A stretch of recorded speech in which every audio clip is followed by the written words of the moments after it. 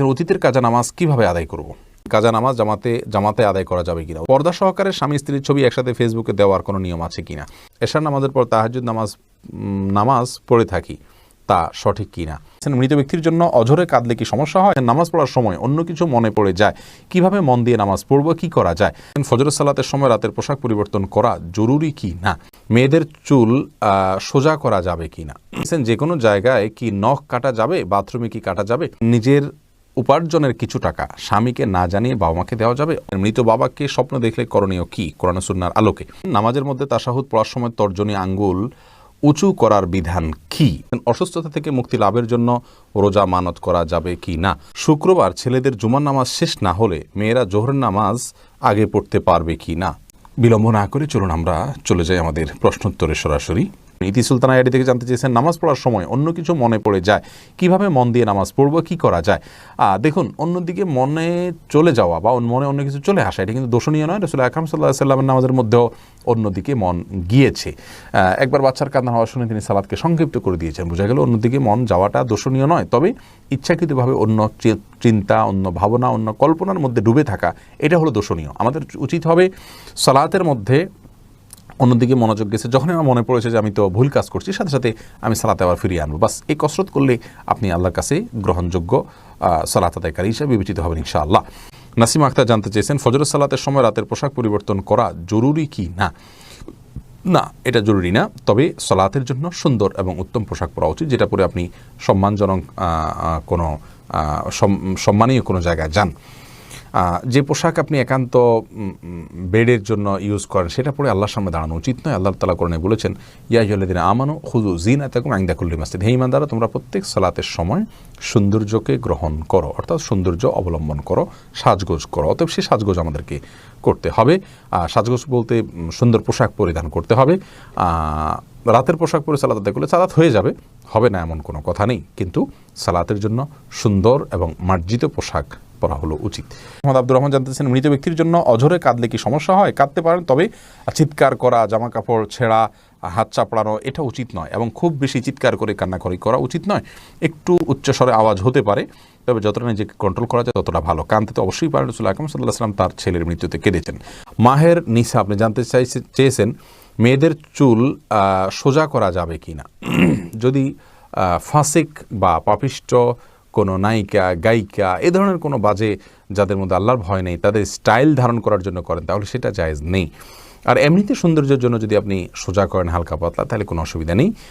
পর্দার বিধান যদি তাতে লঙ্ঘন না হয়, সোজা যদি হয়, তাহলে সেক্ষেত্রে যদি খাড়া খাড়া হয়, সে চুল নিয়ে আপনি বাহিরে গেলে পর্দার করতে অসুবিধা হয়, আপনার চুলের উপরে কুজের মতো, পিঠের কুজের মতো উঁচা করে খোপা পাদা, এটা হাদিসে নিষেধ রয়েছে। এগুলো সব নিজের সৌন্দর্যকে প্রদর্শনের যে মানসিকতা বাহিরে, সেটা থেকে নিষেধাজ্ঞা রয়েছে। অতএব সেরকম কিছু যদি না হয় তাহলে অসুবিধা নেই। এম সানাউল্লাহ সানা আপনি জানতে চেয়েছেন যে কোনো জায়গায় কি নখ কাটা যাবে, বাথরুমে কি কাটা যাবে। যে কোনো জায়গায় নখ কাটা যাবে কি না, শরীরের একটা অংশ নখ, অতএব বাথরুমে নখ কেটে ফেলে দেয়া এটা উচিত নয়। এটা এক প্রকার আপনার নখের বা নিজের আল্লাহ সৃষ্টি, নিজের শরীরের প্রতি এক প্রকার অসম্মান প্রদর্শন করা, যার কারণে এটা অনুচিত। যদি কেউ আপনার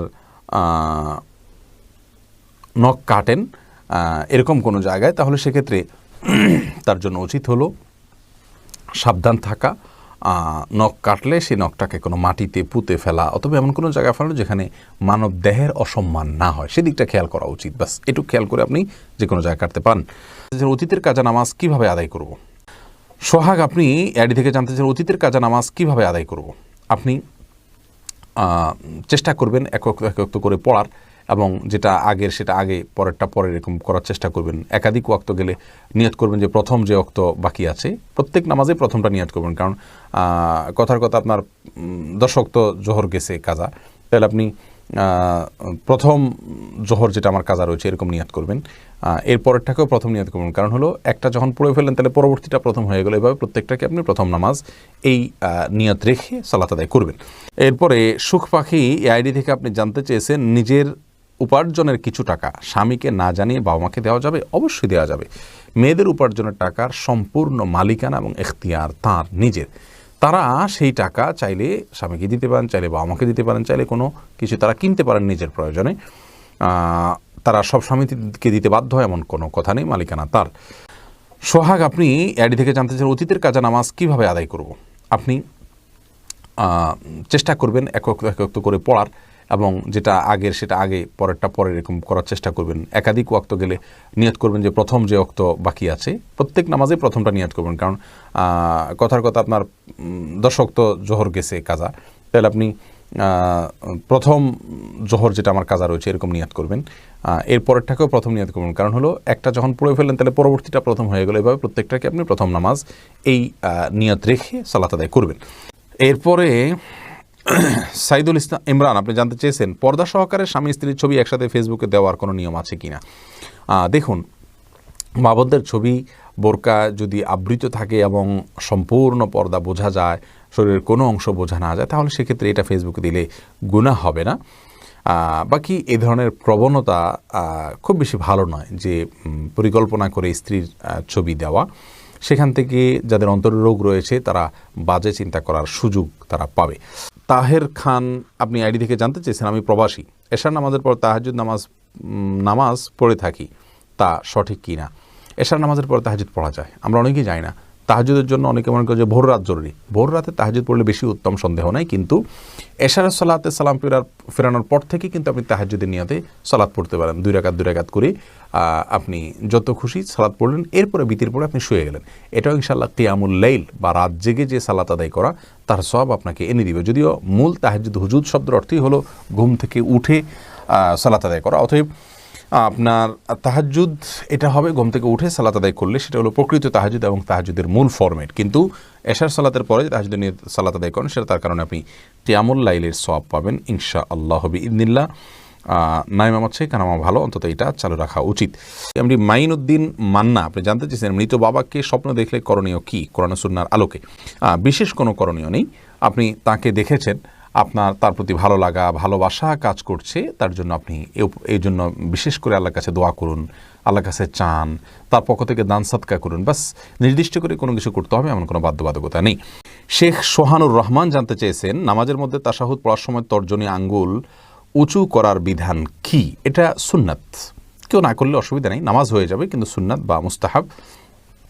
অর্থাৎ আমরা যখন তাশাহুদ পাঠ করব তখন আমরা তাশাহুদের মধ্যে মূলত সাক্ষ্য দিচ্ছি আল্লাহর একত্ববাদের, রাসূল আকরাম সাল্লাল্লাহু আলাইহি ওয়াসাল্লামের রিসালাতের, তখন আমরা আঙ্গুল উঁচু করে মুখের সাক্ষ্যটাকে আমার আঙ্গুলের সাথে আমার আচরণের মাধ্যমে আমি মিলাচ্ছি। অর্থাৎ আমি মুখে বলছি আল্লাহ ছাড়া কোনো সত্যিকারের মাবুদ নাই, সাক্ষ্য দিচ্ছি, মুহাম্মদ সাল্লাল্লাহু আলাইহি ওয়াসাল্লাম আল্লাহর রাসূল সাক্ষ্য দিচ্ছি, আবার তার সাথে আমি আঙ্গুল উঁচু করে আমি সাক্ষ্যর সাথে ওইটাকে আমি মেলাচ্ছি। তো এটা জায়েজ, এটা মুস্তাহাব, করা উচিত। যদি কেউ না করেন নামাজ হয়ে যাবে। এরপরে জান্নাতুল ফেরদাউস, আপনি জানতে চেয়েছেন অসুস্থতা থেকে মুক্তি লাভের জন্য রোজা মানত করা যাবে কি না। দেখুন, অসুস্থতা থেকে মুক্তি লাভের জন্য অবশ্যই আপনি রোজা মানত করতে পারেন, যে কোনো কাজের জন্যই মানত করা যেতে পারে। তবে হ্যাঁ, মানত এটা খুব বেশি প্রশংসনীয় কাজ নয়, বরং একজন মুসলিম হিসাবে আমাদের যে জিনিসটি করা উচিত তা হলো, আমি অসুস্থ আছি, আল্লাহ রাব্বুল আলামিনের রহমত প্রাপ্তির আশায় একটু আমল করলাম, একটু নফল রোজা এমনিতে রাখলাম, তাহলে সেটা হবে আমাদের জন্য ভালো এবং উত্তম কাজ। কিন্তু যদি আমাদের অসুস্থতাজনিত কারণে আল্লাহ রাব্বুল আলামিনের কাছে এভাবে মানত করি, আল্লাহ আপনি সুস্থ করে দিন, আমি রোজা রাখবো, তাহলে সেটা জায়েজ আছে, কিন্তু এভাবে না করে আগে থেকে রাখা উচিত। মানত করে কোনো কিছু আদায় করা কেমন যেন আল্লাহকে শর্তের মধ্যে ফেলা, যে আল্লাহ এটা আপনি করে দেন তাহলে আমি রোজা রাখবো। তার চাইতে আগে রোজা রাখুন এবং রোজা রেখে আল্লাহর কাছে প্রার্থনা করুন যাতে আল্লাহ আপনাকে সুস্থ করে দেন। বাকি মানত করা জায়েজ আছে, কোনো অসুবিধা নেই। জসিমউদ্দিন জানতে চেয়েছেন কাজা নামাজ জামাতে আদায় করা যাবে কিনা। উত্তর হলো যাবে। যদি জামাতে কাজা হয় তাহলে জামাতে কাজা আদায় করা যাবে। যেমন রাসূল করিম সাল্লাল্লাহু আলাইহি ওয়াসাল্লাম সাহাবীদেরকে নিয়ে কোথাও সফর থেকে আসছিলেন, তিনি ফজরের সময় তাদের কারোর ঘুম ভাঙেনি, তারা সবাই ঘুমিয়ে পড়েছিলেন গভীর ঘুমে, যার কারণে সূর্য ওঠার পরে তারা জামাতবদ্ধভাবে সেই নামাজ কাজা করেছেন। যার কারণে একাধিক ব্যক্তি যদি নামাজ কাজা হয় তাহলে সবাই মিলে জামাত করতে পারবেন।